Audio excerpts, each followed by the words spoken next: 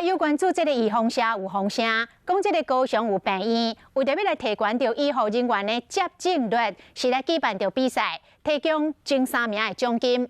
讲有部分的员工今日去影响到考绩，不得不才去做。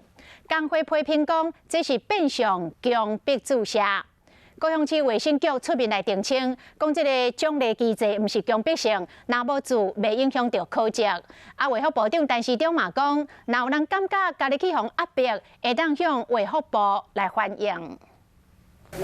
手比起来，高雄市长陈其迈带头注射，一日苗开始做以来，各县市首长拢有做过啊。不过，一般民众确实无啥想要做。高雄有病，听讲为了要提悬注射率。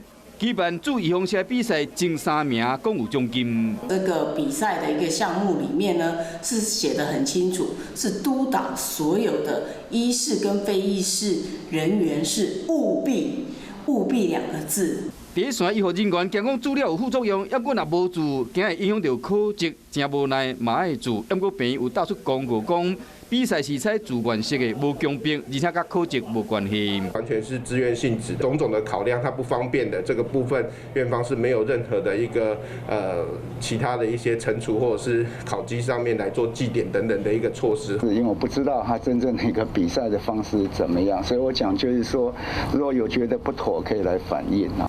高雄市卫生局表示讲，病院伫防治传染病上是关键的角色，鼓励当人注意防射，而且提升集体免疫力。若是注了后人无爽快，提出证明，嘛会使请公假休困。